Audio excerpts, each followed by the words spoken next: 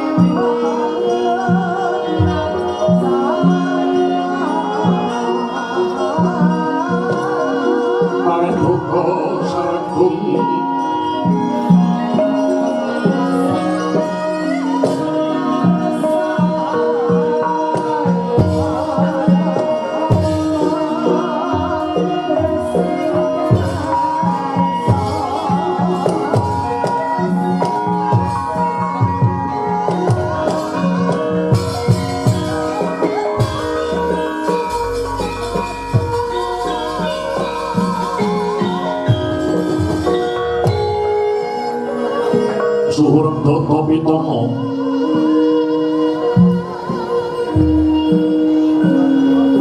Narbuka wiwaraning kondo sinartan pangesti luhuring kagunan lan pangesti marang kuncaning bebrayan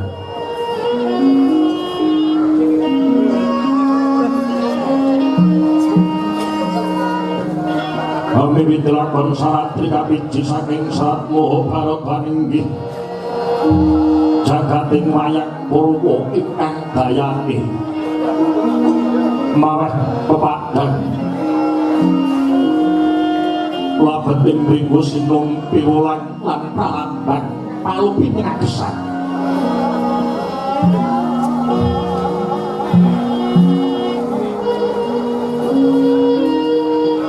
Purwa ngarani tilaran kuno kawiwitan wali songo nalajiwa kategak dening para pujangga yang diminangka tuladha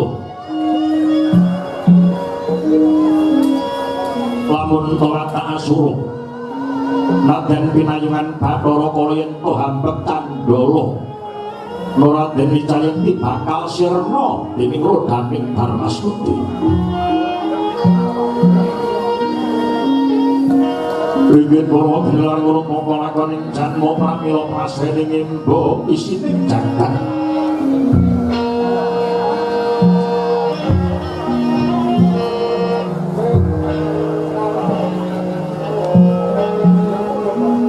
Belkang pinan Tuhan manit pamilodo lan awang-awang debok kasti minangka bumi Bintang ingkang hanlayang denika pasemon lakuning Surya Candra lan Kartika bumi kang munya nggambarake swasana bungah lan susah Kubangkayan pinangka gantine mangsa inggih patenanem cabang timur patet sanga dungkap dewasa patet manyura sasmita suruting yuswa hanya koranya ini mangsa Palguna Windawati Iwak pratangga pinanjel luhuring Pandhawa inggih sasana Siwaka ingkang minangka pambukaning carita inggih gumlaring negara Dwarawati iya praja Dwarawaka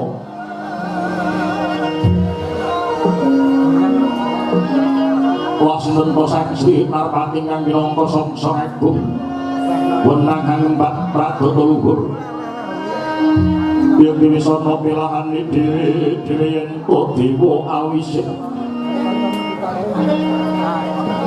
pandhita parap ratu menang hajejuluk Sanapati jejuluk Sang Sri Maha Prabu Sri Bathara Kresna Biyo Prabu Padmanaba Biyo Kesawa Wasudewa ya Sanghalimurti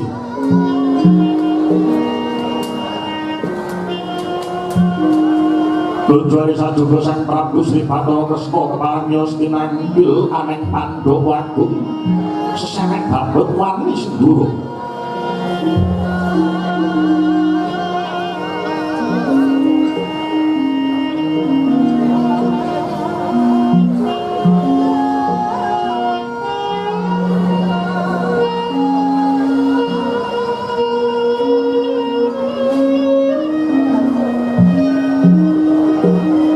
Sang Buminata nampi rawuhipun ingkang Loka Narendra Mandura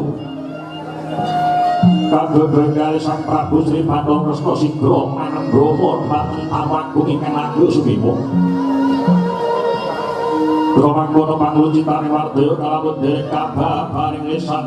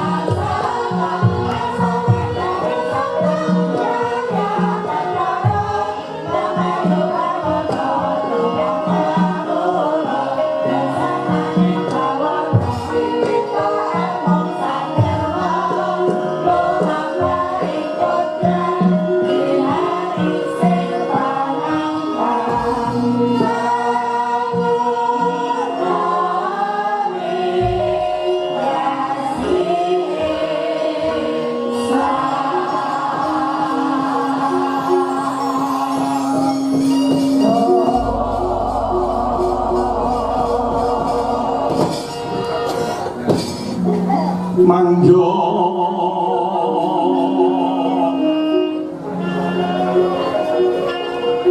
darajating praja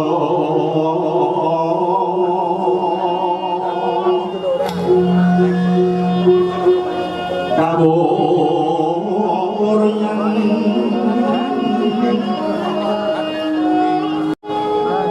wasundaru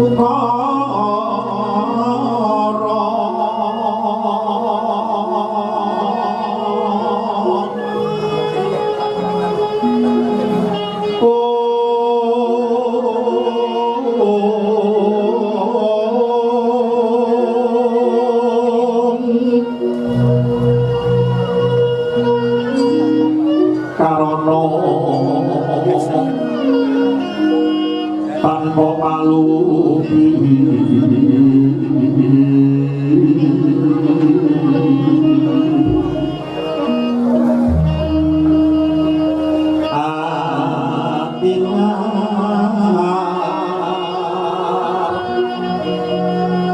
silas putih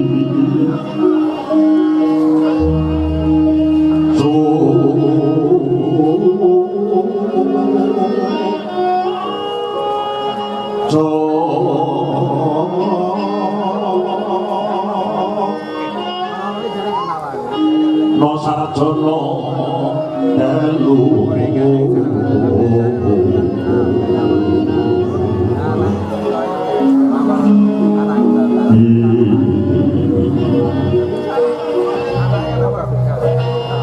kalulun kala itu bidem rengganing dumadi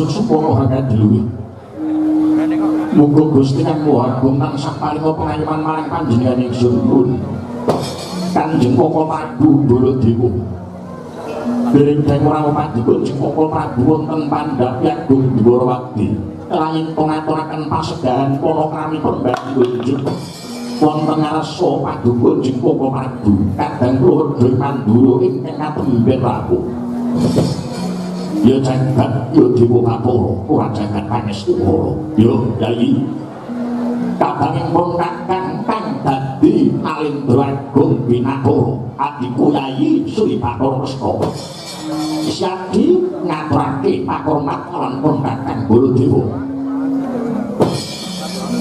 asung tambake Panakrama kok makat Baladewa Mandura sak tampane kanggo tangan kula wis tak tampani nganggo tangan kula tak peterake pranaja kumaluwing jangga luwih dereng pangkon amung makon ora daging kaliwatan ora liwat tresna kudyastunipun kakang wae para dinake tampanana Yai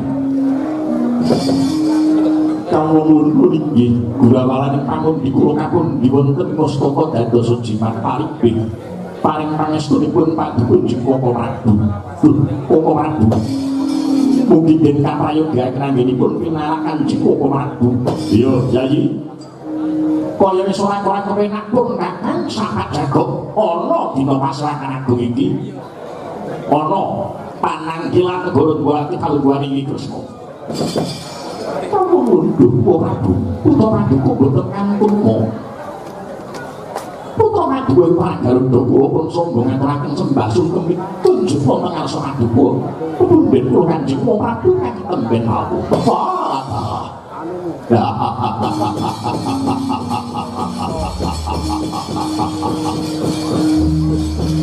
anak anung aneng gita pranyata sira kang bangkit amikat ing parukut sira ngaturake pangabekti marang wong tuamu ya pun luwih Mandura ya kula Bocah bagus sombo kilat muka ya wis terus tak ombo agawi bombong yasipun woe Mandura sira kula ngaturake pangabekti pangestunipun wae mara denake tampanana ya mbok sapa mbok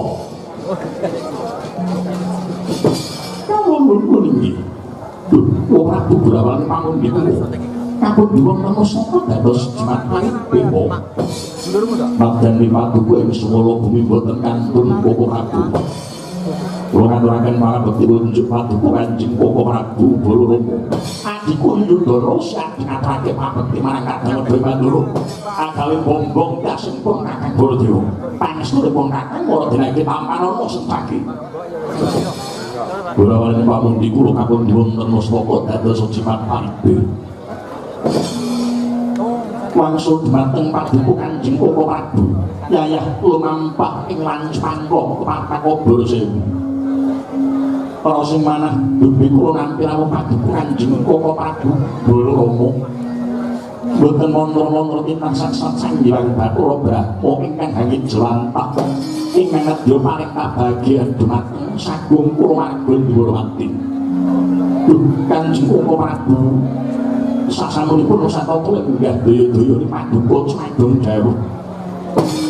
Ketingalipun rawuh gati rawuh paduka wonten negeri Dwarawati. Monggo sasampunipun Nusantara lenggah enggal paring dawuh. Ingkang rai tansah nganggo-nganggen jangga ningaken karma nampi sabda tapa paduka Kanjeng Koko Prabu Baladewa. Andra ingkang puspita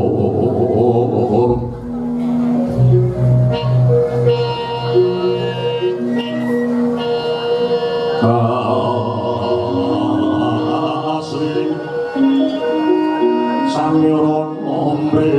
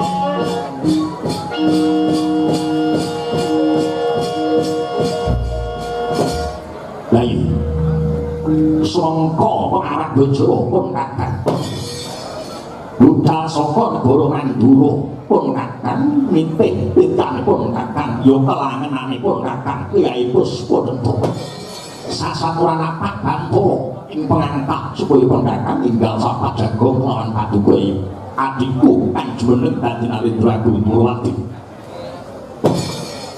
kaya ngomong-ngomong bilanipun kakang baripun kakang Wati bareng Dwarawati dene taun iki beda lan taun kakang umur suara saya mundur Pak saya terbongkok kahanan para praja Dwarawati ora kepara mundur malah kepara maju kadite kaupungan ing bebrayan agung pantes kanggo paduladan tur dasare Dwarawati lan rasake negara Dwarawati mangke kayuwangan lirik ayem lan tentrem sagung para kawula dasih nyengkuyung marang hati Kyai Prabu Bathara Ksto kang jumeneng dadi ratu lan uga kang minangka pandang-pandhane para kawula dasih Dwarawati. Kawula nuwun inggih Koko Prabu.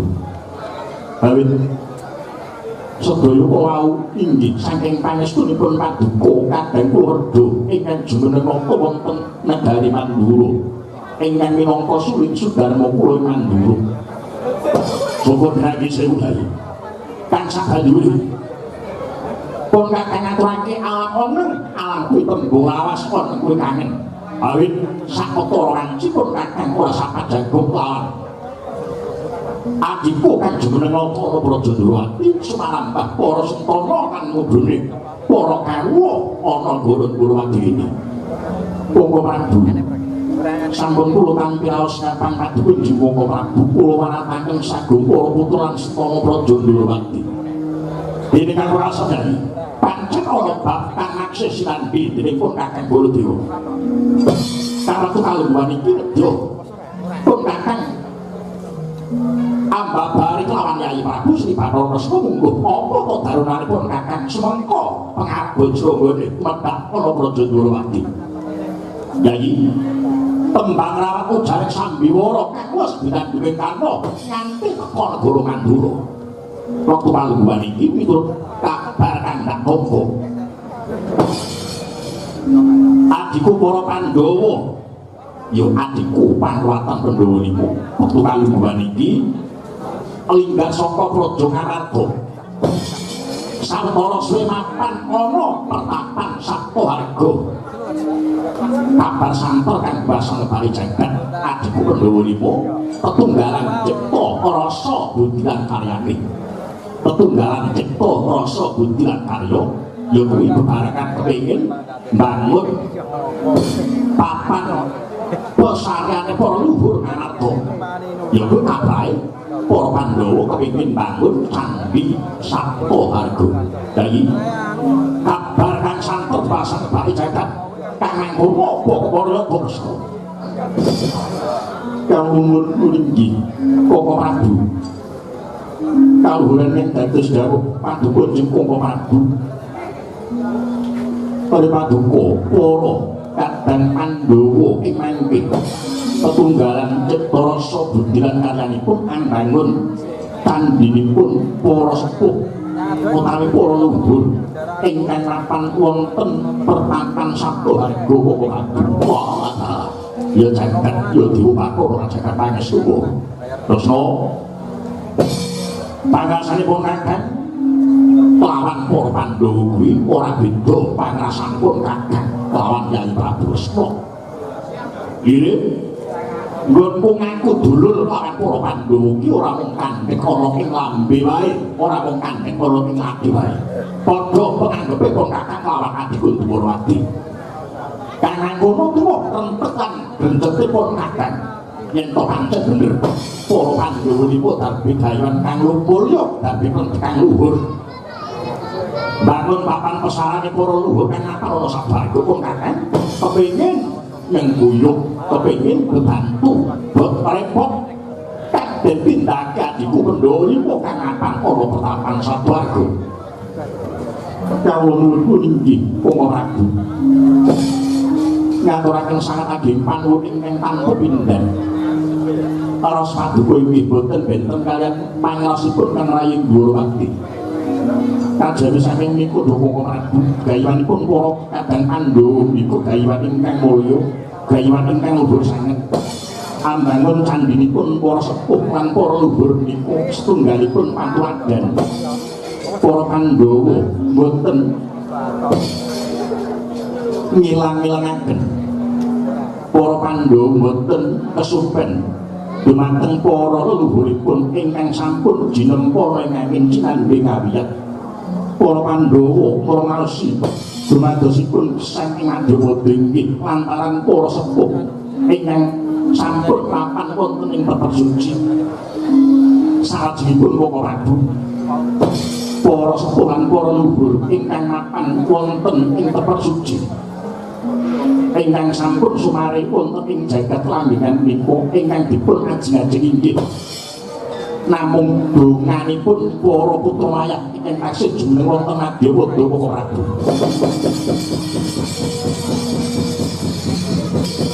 Tandang Sri Baladewa nanggaranira pinusti mungguing sewan dono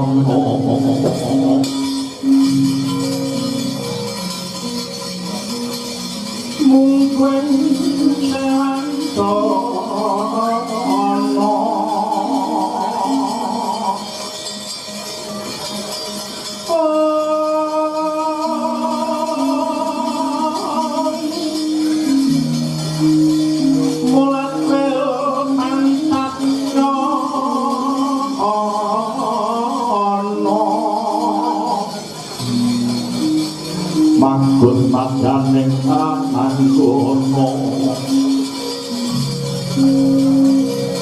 Kamu bidutiro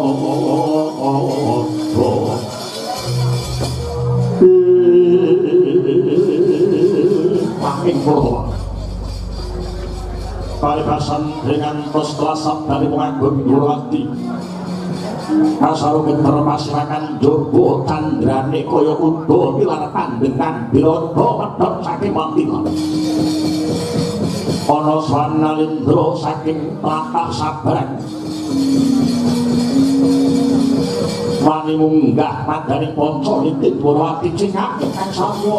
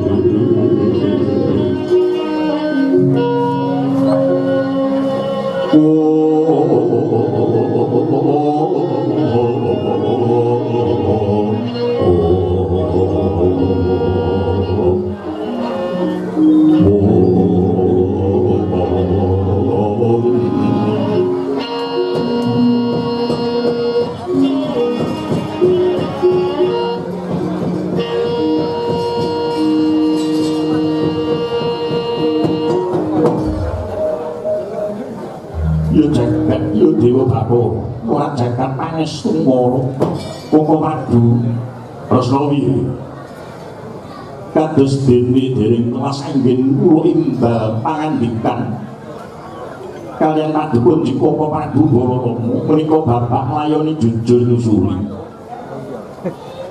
benten kalian padatan ingkang sampun menika wonten salah setunggalipun Anindra Panca Negari ingkang rawuh